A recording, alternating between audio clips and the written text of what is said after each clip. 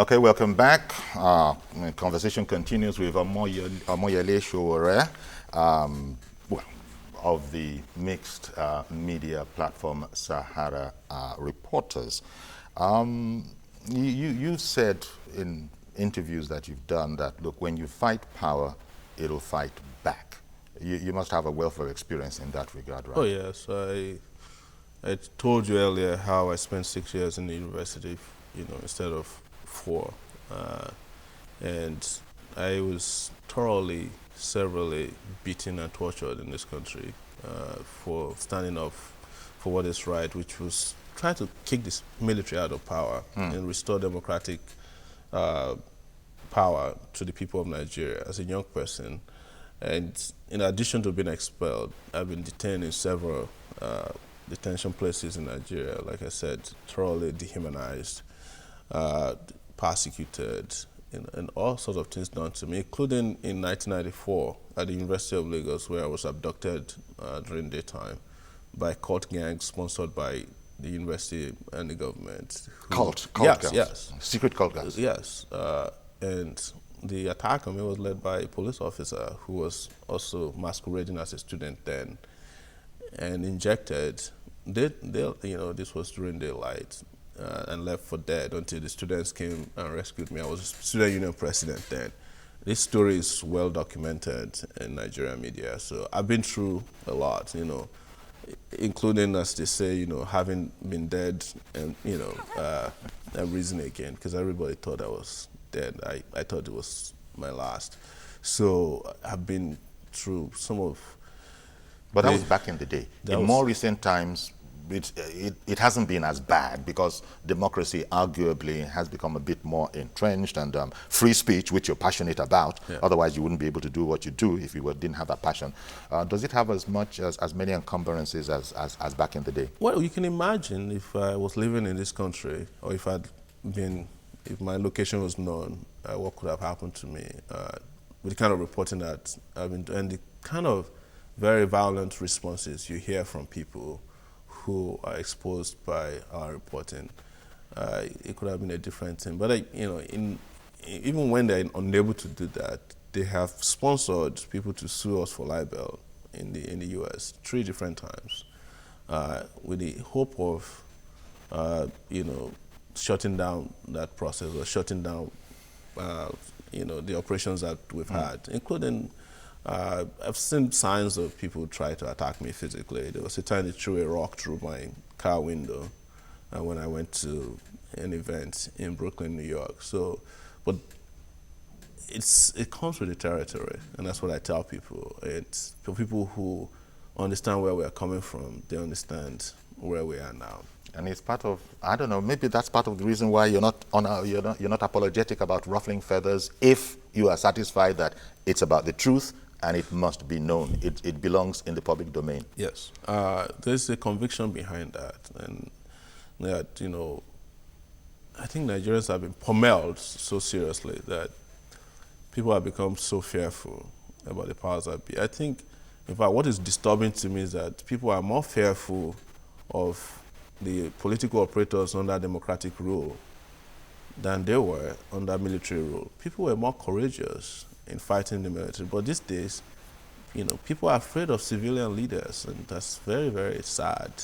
And it is because, in all honesty, they are more vicious. I'll tell you that, because they can employ different ways to eliminate their opponents or people they don't like.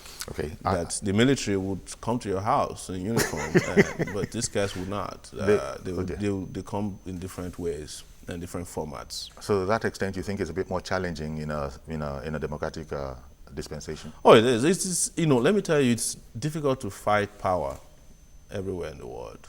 It is, but it's just more, of course, more dangerous. Do you think what you're doing is fighting power? Oh yes, it is fighting power using disruptive means. Okay. Digitally disruptive means. Okay. Our first caller. Good morning, Mr. George from Ikeja. Good morning to Mr. SOWORE. Good morning. I want to corroborate what Mr. SOWORE is saying, Uncle Yori. Everything he said is correct. During the 2015 elections, I watched his reporting closely. Even before then, I have been following him for a while. It was because of Sahara Reporters that election came to be what it turned out to be. All the press, all the media in Nigeria except one were for the PDP. Only one. And Sahara Reporters proved that one with the truth is actually in the majority. Irrespective of the challenges you might be facing, Mr. Ashore, I want to let you know that there are some people behind you. And because of such people, Nigeria is what it is today. I want to commend you and to urge you to keep it up. Thank you. Thank you very much, Mr. George, for calling in from Ikeja. Mr. George is a regular. I don't know. First of all, you're New York-based, and then suddenly you show up on our program this morning on TVC. So that says that, wait a minute, he's in Lagos here. You do that now and again. How long are you in town for? Are you at liberty to say? No, it's probably not necessary. And you said I remember when we were speaking about this before coming on here, you again said that you have devised your own means of, coming in and leaving the country as necessary. Yes. So if anybody were to just be staying at OMOYELE Mohammed International Airport, you'd be wasting time, right? No, you could actually see me there. Okay. It's my legitimate right to travel whichever way I want, and when I choose which is best, as the situation dictates. As it dictates. Yeah. What do you think about the ongoing war against corruption? What's your perspective? Well, there's a difference between a war against corruption, and a will against corruption.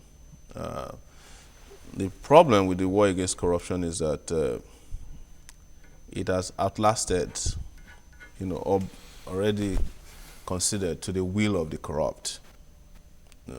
The people who are corrupt in this country have figured a way around the war against corruption. And I think, in my view, based on even the reporting I've done about the people who are in government, it is clear that, very sadly, I want to agree that the anti-corruption war is kind of panning out in a way that it's the bite that we initially thought was real.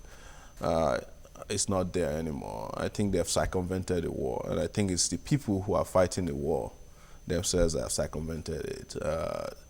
This is something that, I would say it's probably better for another discussion in the future, because it requires proper analysis for people to understand. But the decibel and the corruption war is out there. But the question you ask ourselves is that, are the citizens convinced, largely in the majority at this time, that the war against corruption is still on course? I doubt that very much. So that's an ongoing observation. Yes. Thank you for holding on, Mr. Hassan, calling in from Ikeja. No problem. Please good morning, Mr. Sowole. Yes, good morning. I want to commend your courage. You've been an inspiration to some of us, the young ones that are looking up to who can make the change. I think I just want to commend your courage, because I'm an ardent follower of Sahara Reporter. I read your report and I believe in them. So it has really brought some light in us to stand up for the truth. Well done. Thank you. Indeed. Okay, thank you very much for calling in, Hassan. That's it. Well, you're very, very fortunate, because in such a short time, your platform, has blossomed all over I would say all over the world. I mean, certainly in Nigeria, you see us, and by the way, the nature of your platform, multimedia, mixed media platform, is that it's not just the guys from.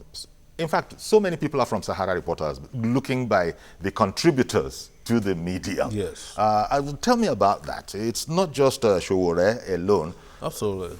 I've said that. There are a lot of names in their own right. Yeah, there are names, but there's a lot of people, we have lots of people who also don't want to be named. Okay. Who are making contributions. Who are using pseudonyms. Yes, not even pseudonyms. They're making their own contributions on their own in the back end of I see. Of our operations. I see. Because you need all sorts of sources. And it's across the world. It's when you see a website standing, it is not just the content you see on it is just a percentage of what goes on. even the security of the website itself consumes a lot of time. You know, the time, you know, the amount of energy put in, you know, keeping it up and running. Because people I imagine, are trying to because people are always even your hack website. the website, you know. So there's a lot of, you know, we have a lot of groups out there who are working to keep the website. And most importantly, there are people in this country, and I want to give them a shout out today, who are not known to me. Some of them are civil servants, judges, police officers, who are providing information to us, who are providing the evidence you see to us. That's why I said, you know, it's a work of conscience. Because sometimes people imagine, how did you get hold of that? Exactly, you know, yes. Okay, so that's something that... Yes, a lot of people. So that's why we call them citizen reporters. Conscientious contributors. Exactly, you know, or conscientious objectors. Oh, if you want. Conscientious objectors. There are people who really object to corruption, and they're civil servants. So it's not all the civil servants that are bad. It's not all police officers that are bad. You know, it's not even all politicians that are bad, because some of them will come and say, look, this is what we've seen, and this is not right for this country. It's going to destroy the country if this is allowed to go on. And they give us information. Most times, we don't know them.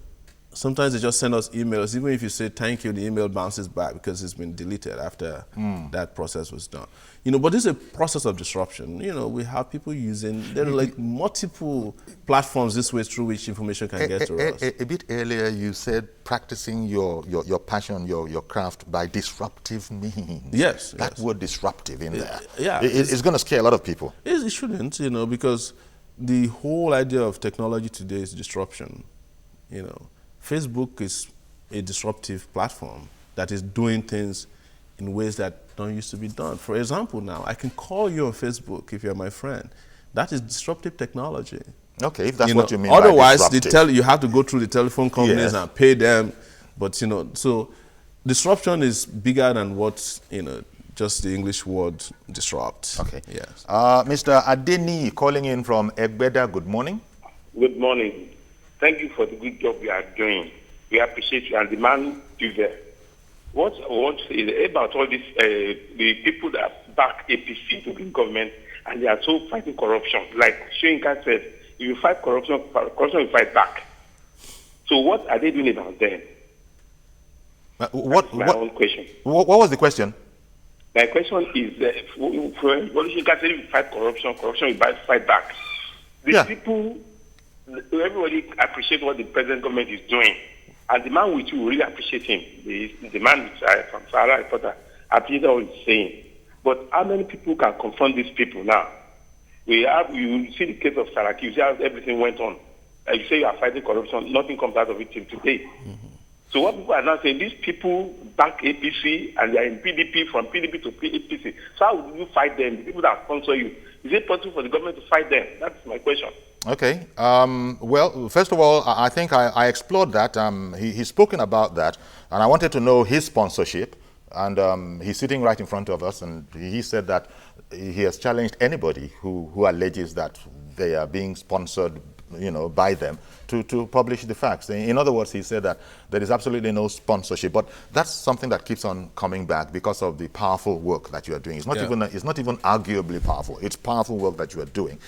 People then say that no, you can't be doing that. You've told the story, if you were with us from the beginning, of how you started it with $20. Yes. And nowadays, I imagine you're all sorts of a multimillionaire in Naira, even though it is your style to, you know, be as unassuming as you are. By the way, go to that. How wealthy are you as a result of your work? No wealth. I didn't do this for wealth.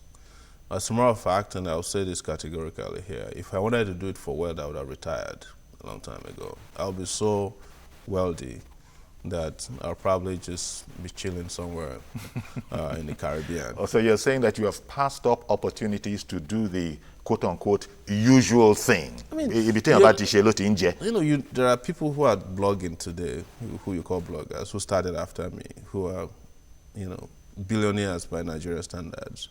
So, you know, with due respect, I'm one of the pioneers of internet publishing in Nigeria.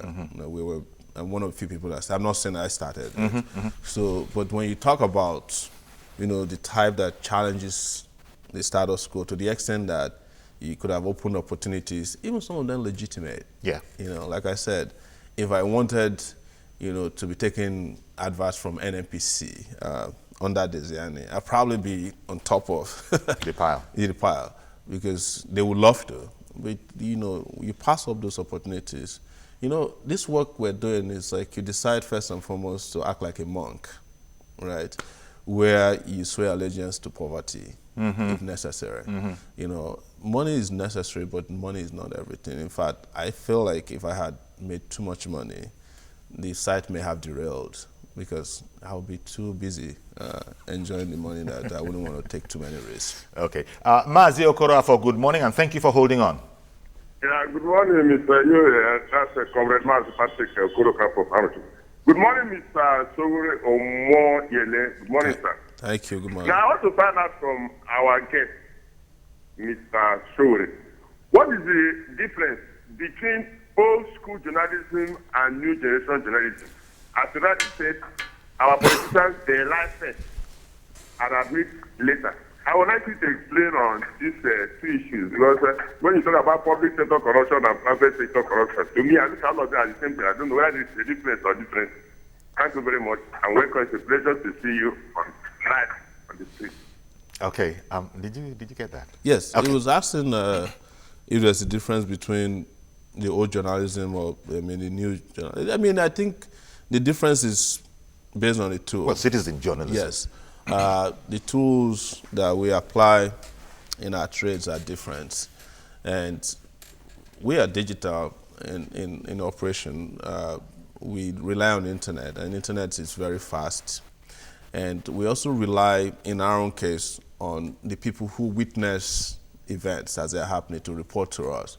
So in that regard, while a journalist is keeping journals and waiting for an editor to come and edit, and waiting to authenticate, waiting for backup proof. I wouldn't even use the word authenticate, because we authenticate more than most of you do, honestly.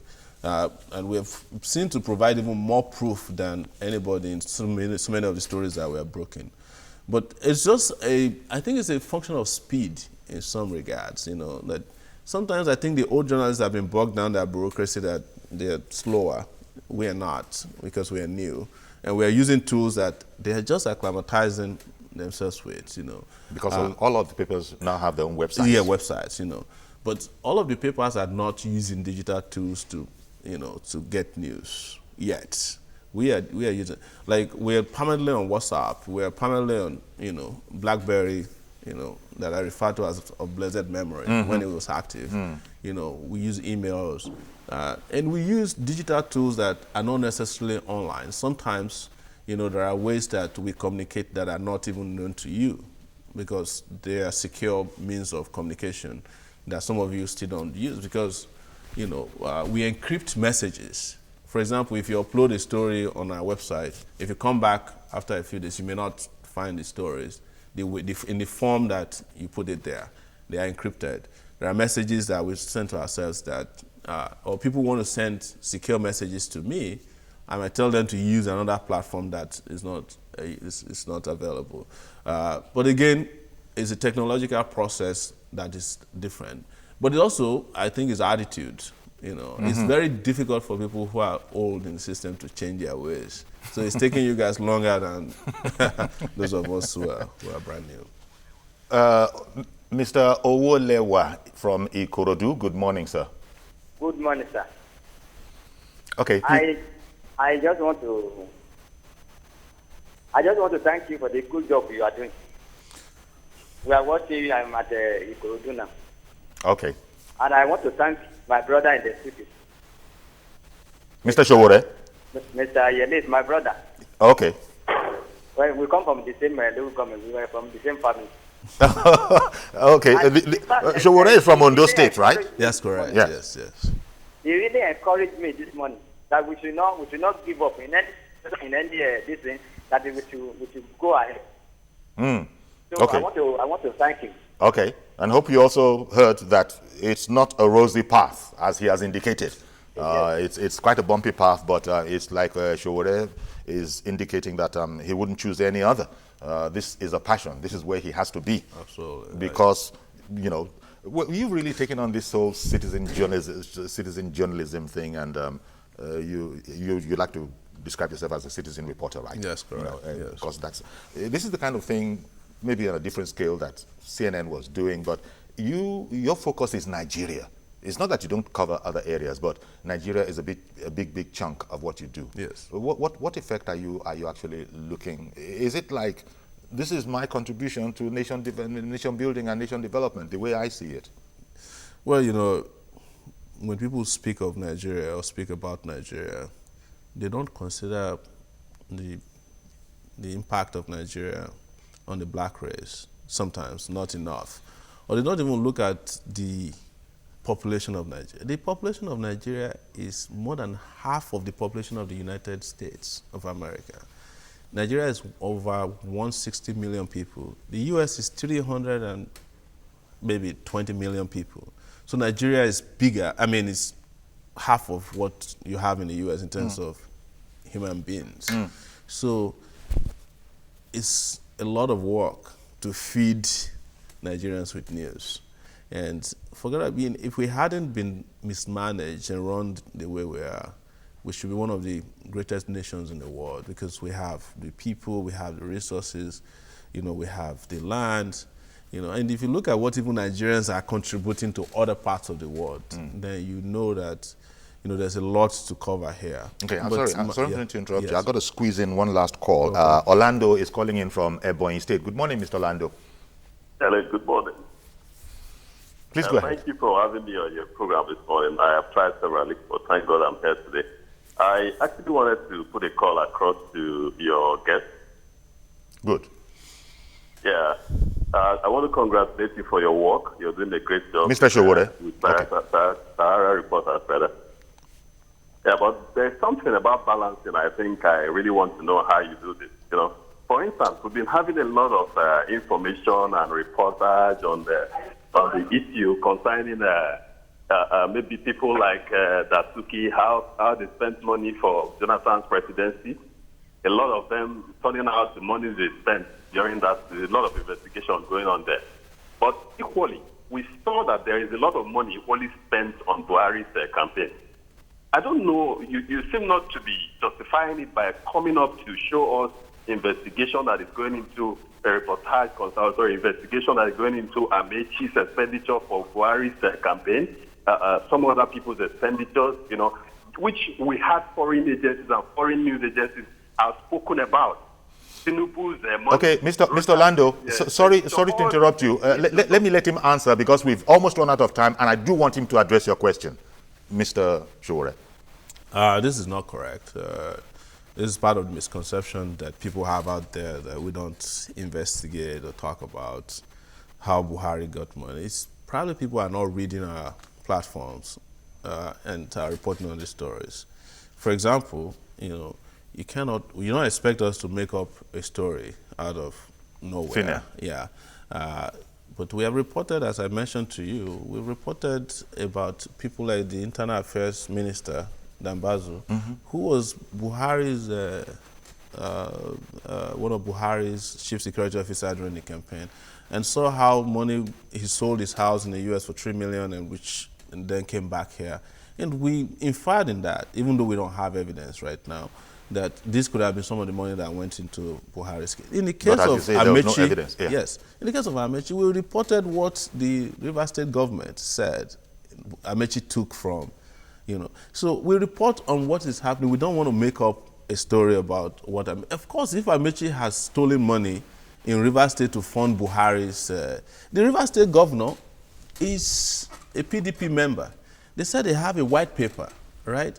What stops them from going to court? And we can report based on the white paper or what their court proceedings of what Amechi has done. There's an attorney general in Rivers State who can take somebody to court. He doesn't require the EFCC to do his job for him, right? So we report on all these things, but people just decide to choose which of the report they believe. And one last thing I need to address is that when they say sometimes that they have seen somebody in the foreign media, they're actually stories made up by some people on the internet and claim to come from CNN. I've seen a lot of that where they said CNN said they found Amechi's money in Bank Corp, and they put figures on there. Those are urban legends. We cannot reproduce or report urban legends. Unfortunately, we've completely run out of time, but I want to thank you very much, OMOYELE SOWORE, the citizen reporter, Sahara Reporters. I can't really say much more, but wish you all the best as you go about your passion.